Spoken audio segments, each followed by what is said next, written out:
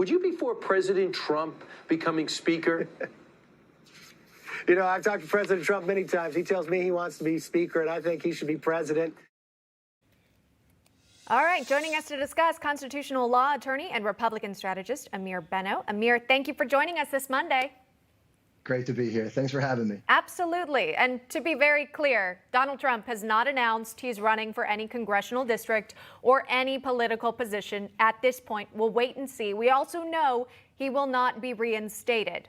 And McCarthy has also since clarified those comments that he made. But President Trump has called the idea interesting. Again, this Speaker of the House possibility here. What's the likelihood of this actually happening if he were even to run? Well, he doesn't have to run. He just needs to be nominated. And, you know, so Article 1, Section 2 of the Constitution talks about how the House selects the Speaker. The Speaker is a constitutional office, and it just says that the House can select its own officers and its Speaker. And so there's no requirement that the Speaker of the House be a member of Congress. So he doesn't have to be elected as a representative. So just needs to be nominated, I suppose, and then he has to win a majority of the votes, and they'll do that in a roll call vote. Typically speaking, each of the major parties is going to put forward one nomination. In recent years, there's been more than one candidate per party, and look, we've seen people who have been nominated and voted for, they haven't won, who are not elected officials. For instance, Colin Powell. In fact, Joe Biden, when he was after his term as vice president ended, there was a vote cast for him. Stacey Abrams, somebody who's never served in an elected capacity federally, there was a vote for her as well. And then we see occasionally some senators, Senator Rand Paul, Senator Duckworth. So there's a number of people who are not House members who potentially could be in the running. Okay, so again, you laid out some examples, but we hadn't seen that take place. Again, you don't have to serve as a congressional member, but could still be nominated for House Speaker. And as you point out, you would need to win the majority. Right now, Democrats have the majority in the House. How are you viewing the 2022 midterms, though? Could the possibility of Donald Trump coming in, running even for a congressional office of his own or being nominated, do you think that could fuel up Democrats who are also running as well, maybe use it to their own advantage for their own candidates?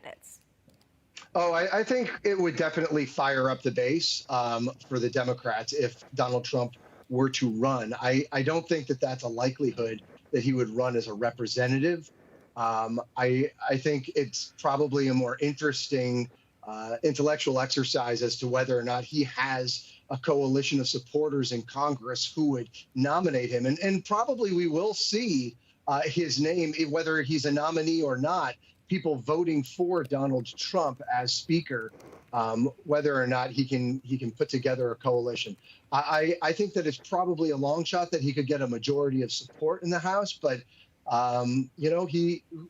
stranger things have happened. Yeah, and of course we recall there were Republicans who voted for impeachment as well for the president. So likely you could count on them as no votes for the idea of Donald Trump becoming House Speaker. And you don't have to vote for either of them. They could vote present, that they really didn't want to, or they could abstain. So, it could break a number of different ways. And just to be clear, Ameer, there had been rumors circulating online, this idea that Donald Trump could somehow be reinstated. We asked Jason Miller about it when he was Trump's spokesperson. He said, no, that's not going to happen. We had Jenna Ellis on our program saying, no, that's not going to happen. We'll ask you again. Would there be any chance that Donald Trump, having not being nominated for any position, could somehow be reinstated come this summer? No. I think that is just not going to happen. There is no constitutional mechanism or legal mechanism for unwinding the electoral votes and the votes at the joint session of Congress installing or voting to recognize the Electoral College votes for Joe Biden. So no, that's not a possibility. Right. Looking ahead, maybe 2024, of course, if he decides to run and then would win, then that's how he would get back in the White House. Ameer Beno joining us on the program. Ameer, thank you so much. We appreciate it. Thanks, Take Emma. care. Hey, I'm Rob Finnerty. Thanks for watching.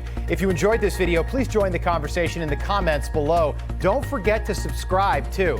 Hit the bell icon to be alerted to breaking news. And remember, there's a whole lot more on Newsmax TV, America's fastest growing cable news network.